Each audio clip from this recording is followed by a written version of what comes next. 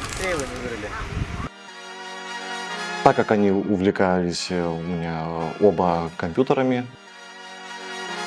Вообще для меня это было очень чем-то грандиозным. Это очень легко. У нас в команде буквально все умеют программировать. Не подумала о том, что можно так просто создавать приложение виртуальной реальности. Давайте вы поможете мне. Вот ты слушаешь музыку, и тебе по кайфу. Здравствуйте, я Сидоров Дмитрий и представляю я проект МИТИА, алгоритм митигации DDoS-атак. Идет как валюта.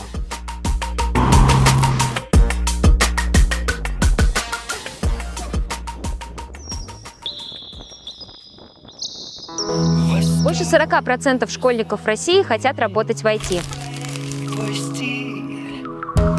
И если раньше возможности для развития в этой сфере были только в крупных городах, то сегодня их немало и в глубинке. Ребята проявляют свои таланты в робототехнике, программировании, технологиях виртуальной реальности. Мы проехали от Центральной России до Дальнего Востока, чтобы вдохновить вас историями таких школьников, а может и мотивировать начать свой путь в IT. В настольном аркадном автомате всего 6 кнопок, не считая кнопки для одного и для двух игроков. Для того, чтобы начать играть, нужно нажать верхнюю центральную кнопку. Идет как валюта. Нажимаем 2 игрока. Здесь мы должны нажать старт. Левая верхняя кнопка у нас отвечает за удар. То есть, если мы зажимаем кнопку, то у нас будет регулироваться сила удара. Сейчас будет удар. Все кнопки, они подсоединены к специальным управляющим пультам. Контроллером, который находится уже под самой коробкой. Все началось с того, что выпускники 9 класса, им нужно было сделать выпускной проект. Так как они увлекались у меня оба компьютерами, а определиться они не могли. Обратились ко мне за помощью в кураторстве их проекта. Так как у меня было достаточно много, скажем так, списанной морально устаревшей техники с компьютерных классов. Но выкидывать жалко. И решили собрать именно аркадный аппарат из подручных материалов. Весь наш проект состоит из списанного оборудования, кроме виниловой пленки и джойстиков. То есть все делается в настоящих размерах. У нас несколько было списанных парт, использованных для, можно сказать, проб и ошибок при создании этого автомата, потому что, мы все же люди и допускаем ошибки. Вообще для меня это было очень чем-то грандиозным, потому что у нас в городе нет таких людей, которые в 9 классе создавали настолько масштабный проект. И вообще это был, можно сказать, вызов, сделаю ли я его за год.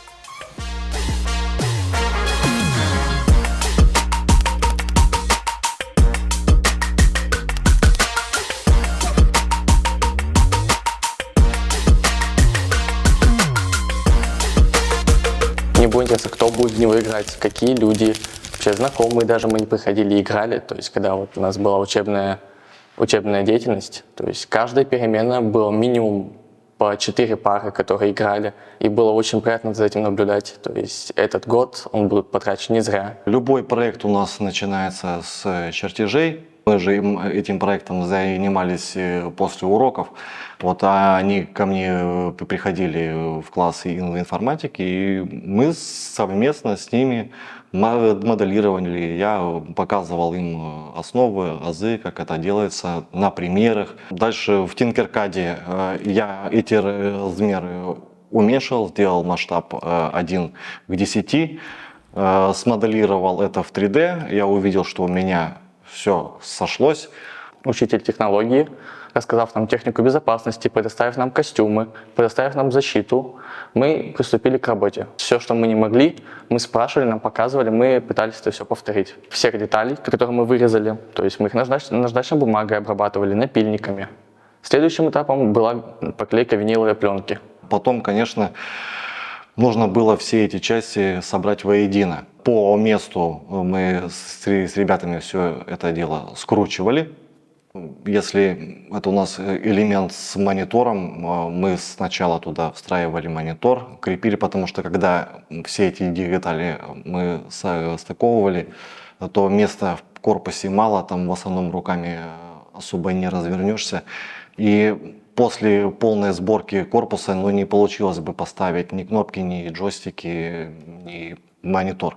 Поэтому это делалось прямо в процессе сборки. Монитор был старый на складе, он был у нас рабочий, но он не эксплуатировался, потому что корпус этого монитора был разбит. Блок питания пришлось, так как в корпусе полностью он не помещался у нас, пришлось его разобрать, модернизировать, придумать систему охлаждения. Нам помогли с паянием, то есть тут два провода, которые припаяны к кулеру, чтобы шло охлаждение на блок питания. В самом аппарате у нас есть 3D-стойки, то есть которые нам Виталий Витальевич распечатывал на 3D-принтере.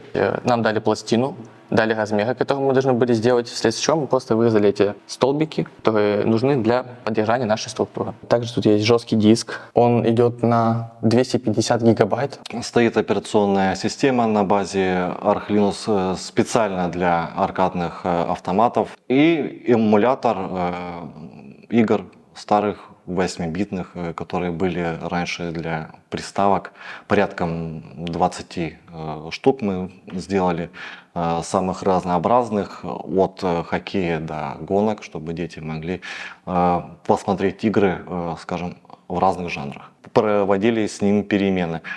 Сейчас этот аркадный автомат переместили в класс робототехники, для того, чтобы дети, которые приходят заниматься робототехникой, после уроков, может быть, у нас в качестве поощрения за хорошую учебу, просто вот проводили свое время с этим автоматом, играя в игры.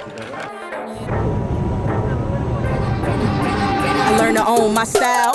How I got this smile. Conquer fear, got the crown. Can't nobody bring me down. I'm looking good, quite frankly. Tim's a fitted big Yankee. Высокой связи проще добиться встречи с важными людьми в этой области. Stop talking, baby, go get it. You start something, better finish. Yeah, that rooftop still a missing. I'm independently winning. Рабочий поселок Магистральный находится в районе Крайнего Севера Иркутской области. Добраться сюда непросто. Поезд идет больше суток, а самолеты летают нечасто. Здесь чуть больше 6 тысяч жителей и всего 2 школы. Тем не менее, удаленность от регионального центра не мешает ученикам школы номер 2 активно путешествовать по России. А все благодаря тому, что они всерьез занимаются робототехникой, участвуют в региональных, федеральных и международных соревнованиях и побеждают в них. Создание нашего проекта мы начали с исследования проблем. Мы узнали о уже существующем безтротуаре, но так как он дает ток всего на 20 секунд, это приводит к быстрому перегоранию. Вот, например, у нас в поселке появился тротуар, который работает, точнее, фонари его работают на солнечных панелях. Поэтому мы решили усовершенствовать уже имеющиеся аналоги и создали пьезотротуар, чтобы участвовать с ним в соревнованиях. Собран он из Lego EF3, то есть стоят 4 датчика касания, при нажатии на которых подается импульс в блок. Блок уже, в свою очередь, дает импульс мотору, и мотор нажимает переключатель и включается фонарь. И через некоторое время он выключается. Мы написали специальную программу, которая считает количество нажатий. Идет снег, дождь, нету солнца, есть солнце, ему без разницы.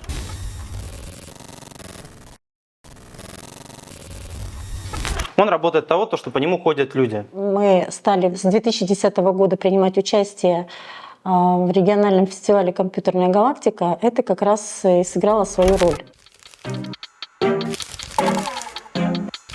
Когда мы стали уже проявлять себя, наш район включил нас в программу, и нам пришел мобильный компьютерный класс.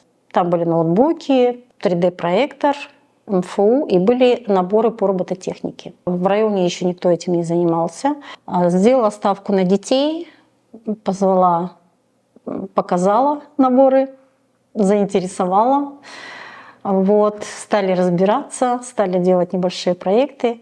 И в 2015 году мы съездили на образование Прибайкалья. Тогда мы из 19 команд заняли 4-е место.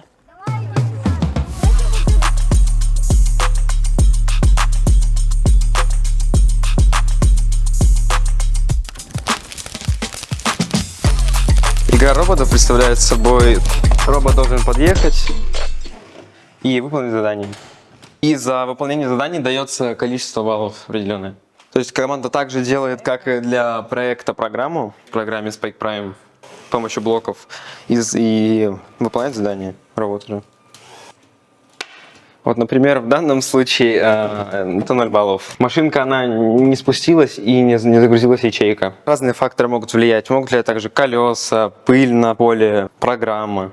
Уже определились команды, которые получили свои названия, постоянные команды. Начали создавать простейшие роботы, затем сложнее. Затем дети заинтересовались вопросами, нельзя ли это применить как-то в жизни. Просто у нас есть такой кружок тоже. В поселке. Метание ножей. Придумали. Специальную мишень, которая может определять количество очков после попадания. И придумали специальный нарукавник для спортсменов, чтобы тренировать их бросок. Когда делается бросок, рука фиксируется. Фиксация происходит, и то есть человек уже чисто автоматически, его, так сказать, мышечная энергия не запоминается. Да. Была пандемия, мы выступали в онлайн. И наши ребята взяли первое место в номинации «Лучший инновационный проект». Это команда «Адреналин». Там возраст идет от 10 до 16 лет. «Молния», там возраст с 6 до 9, но на определенном этапе им исполнилось 10 лет. Перешла в категорию старших. Наш проект называется «Жилищный комплекс в деревне». В этом проекте мы показываем, как можно добыть электричество или отопление с помощью ветра и солнца. Это ветрогенератор. Также у нас пасутся кони, и они вырабатывают отходы, которые попадают в бочку. Вырабатывается газ метан, который также освещает и отапливает дом. Вообще у нас еще есть собака. Она реагирует на цвета. Красная — это враг, и она лает. В базе данных собаки сохранены лица. Чемпионат First Lego League международный. Сейчас он просто называется «Национальный чемпионат по робототехнике». В августе каждый год объявляется новая тема сезона. Тема нашего этого года – Сокровища Земли. Рядом Кавыктинское газоместорождение, и есть возможность с ними войти в контакт, найти интересные темы, найти решение этих тем. Над чем мы можем поработать? Чтобы нам выполнить работу по запасовке очистного устройства в трубу, то есть это нужно выполнить 5 мероприятий. Поршни запускаются в трубопровод и извлекаются из него с помощью специальных устройств. Вот эти устройства, вот мы можем их воспроизвести. Если поршень на магните, с ним ничего не будет? Поднять не с помощью крана, а с помощью магнита, например. Это актуально? Одна команда, допустим, сделает автоматизированную погрузку поршня, а вторая команда, может быть, как раз займется вот этой проблемой, что может быть какая-то поломка, и можно без людей выявить.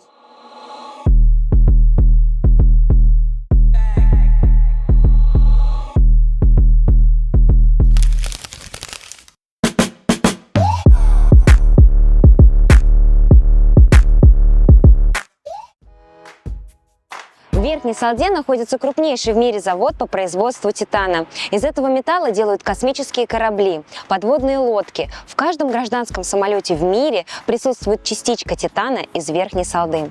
Но немногие школьники знают о том, кто трудится на этом заводе и что именно делают такие специалисты. Старшеклассницы из Верхней и Нижней Салды решили эту проблему оригинально, придумав VR-приложение, которое погружает в рабочие профессии. Я была абитуриентом, и у меня стоял выбор идти в 10 класс или после 9 идти в колледж. И раз у нас такое большое предприятие, как СМПО, есть в соседнем городе Верхней Салде, я начала искать информацию о профессиях, которые были там. Если честно, никогда не видела столько незнакомых слов в одном предложении. Да. Поэтому мы посовещались и решили, что профориентационное приложение будет как раз-таки актуально. И в конце концов был создан прототип по профессии кузнец, который был успешно продемонстрирован комиссией на молодежном инженерном акселераторе, и девчонки стали победителями. приходили, так сказать, в этот акселератор, ну, совсем другими, не обладали особым навыком программирования, моделирования, геймдизайна и так далее, а уже в процессе участия в данном акселераторе они приобрели эти навыки, то есть при работе в команде, при работе с приглашенными специалистами со всей России, приезжали эксперты, которые помогали им решать эти технические вопросы, которые проводили для них обучение очное, дистанционное, всегда находились на связи. Я начала работать с 3D-моделированием, когда пришла в акселератор, мы с девочкой объединились в команду.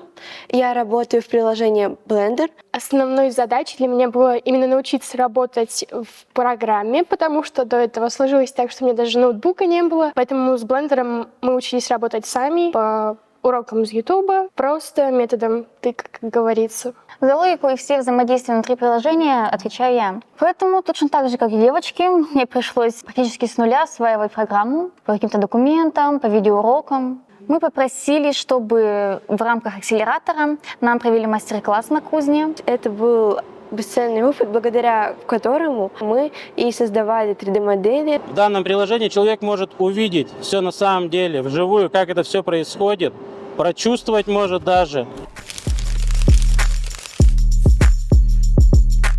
Ну, конечно, в приложении это не прочувствуешь, но увидеть это как бы уже многого стоит. После того, как мы победили в акселераторе, пошли дальше. Завод поддержал нас в этом и устроил нам экскурсию по цеху, где работали дефектоскописты. И в итоге в течение, наверное, пары месяцев был создан прототип приложения по профориентации, тоже по профессии дефектоскопист.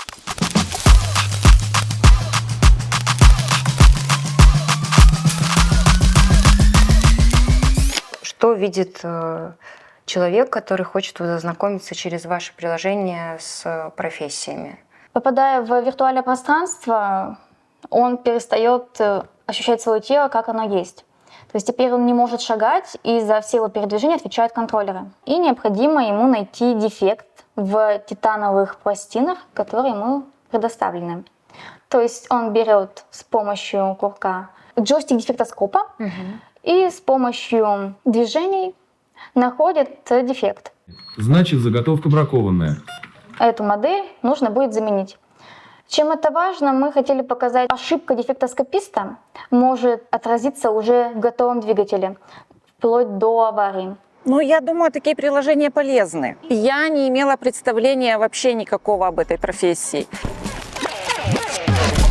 И когда у нас проходила учеба, это одно, а когда приходишь и видишь это в реалии, как бы это немножко другое. И уже более понятно становится, чем тебе объяснят на пальцах. Дальнейшее развитие работы команды было уже тоже в этом же направлении. В научно-прикладной конференции «Старт инновации», этот МФТИ, город Долгопрудный, Москва, тоже стали финалистами, то есть мы ездили на защиту, финал. Из Нижней Салды попали вдруг в московский физтех-лицей. Это уже для нас невероятный опыт.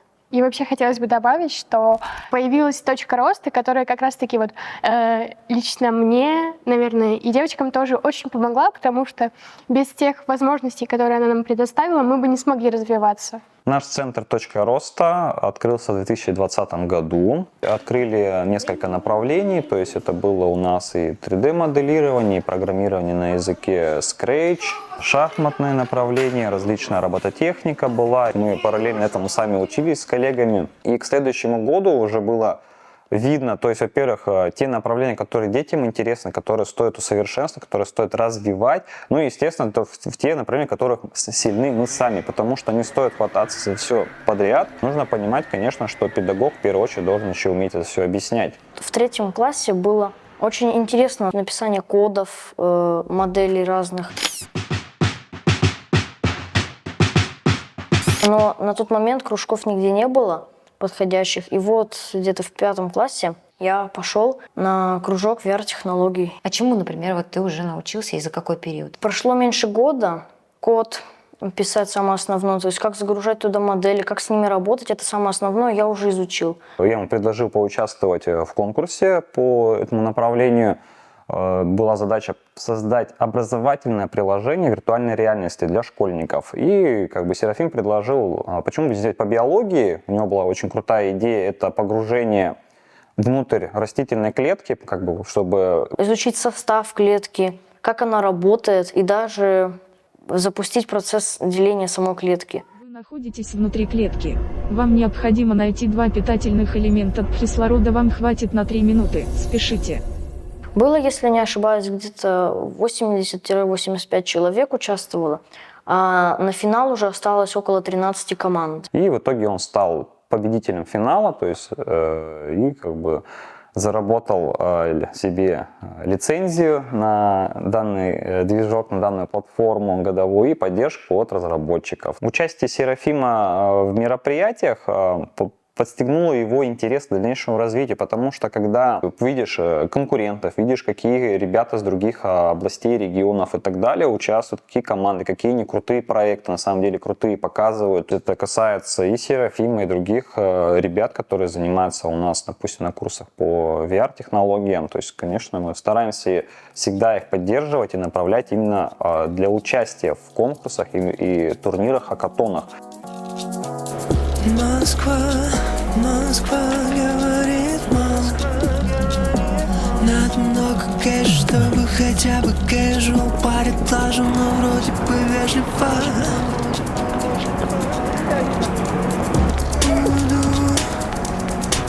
Уйду в степь. Фильм в Питере. Тебя ущипнуть? Вроде реально. Конференция неожиданная. Неожиданно. Тут все свалилось нам. Ну да. Тебе нужно приложить максимум сил. Защититься Украины. Про различного рода инновационные конференции. И, конечно, мы слышали, но они казались для нас чем-то недосягаемым по уровню, по своему. Здравствуйте, я Сидоров Дмитрий, ученик 7 класса МКУ СОЖ номер 1 города Лиски Воронежской области. И представляю я проект МИТИА. Алгоритм митигации DDoS-атак. Что же делать, если вас атакуют? На помощь нам приходит алгоритм MITIA. От слова mitigation, предотвращение. MITIA использует вектора. Он за счет этого самообучается.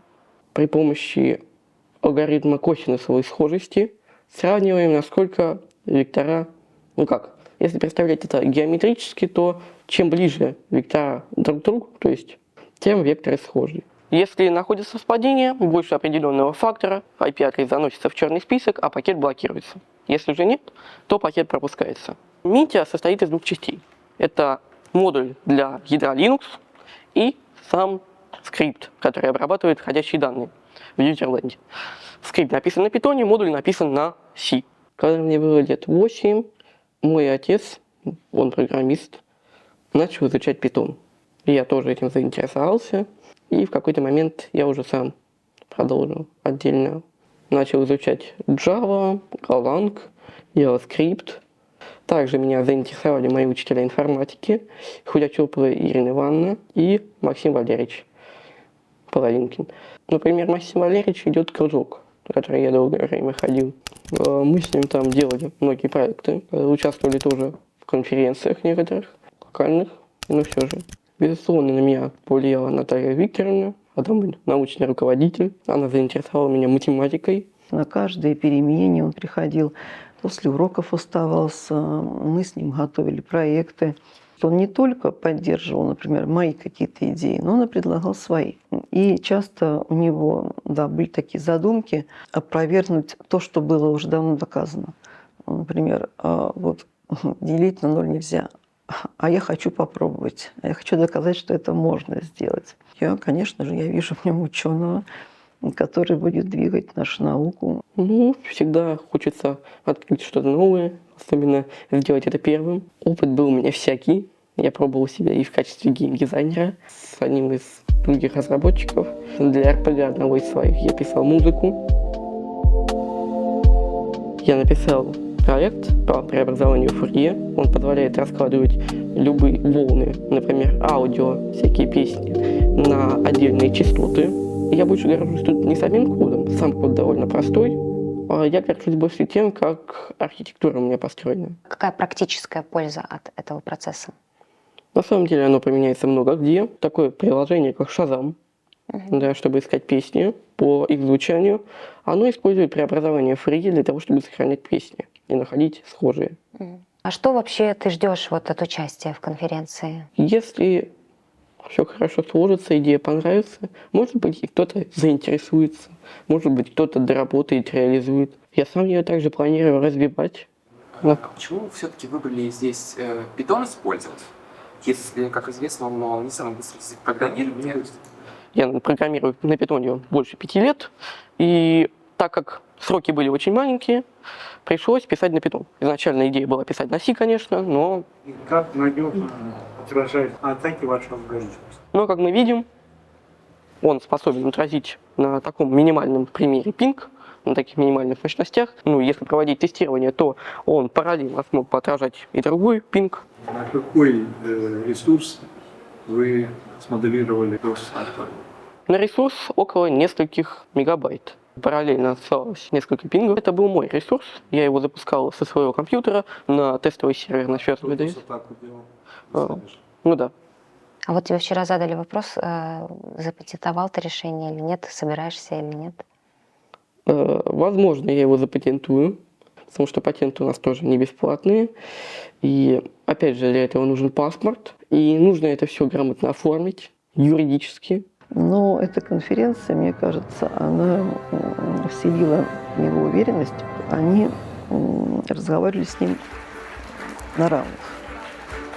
Ну что ж, первое место и Дмитрий Северов.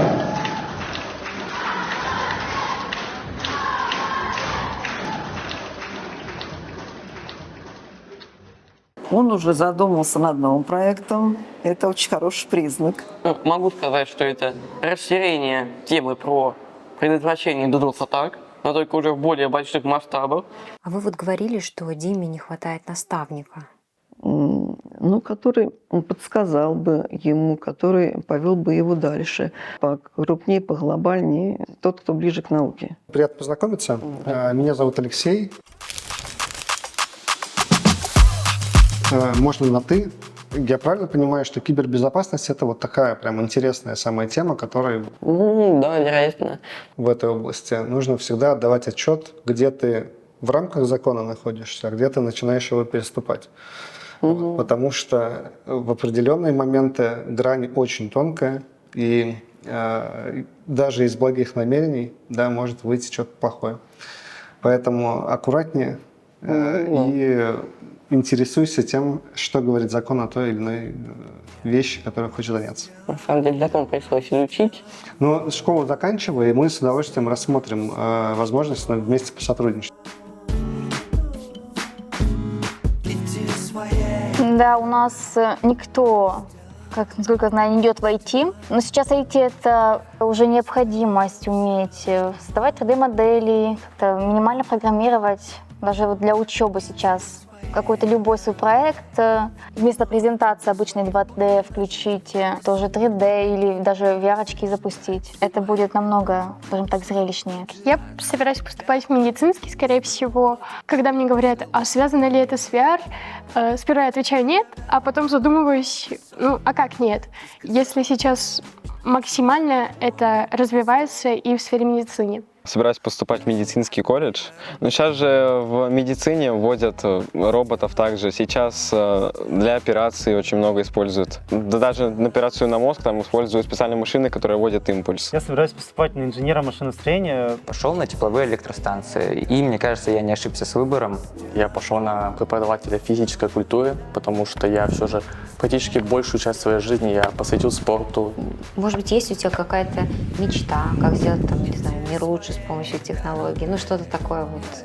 У меня присутствует, это, наверное, создать какую-нибудь программу, тоже приложение, чтобы не просто так, а вот чтобы им пользовались, оно было как-то полезно. Ну вот я часто об этом думаю. Если бы у меня было много денег, я бы организовала школу для таких детей, например.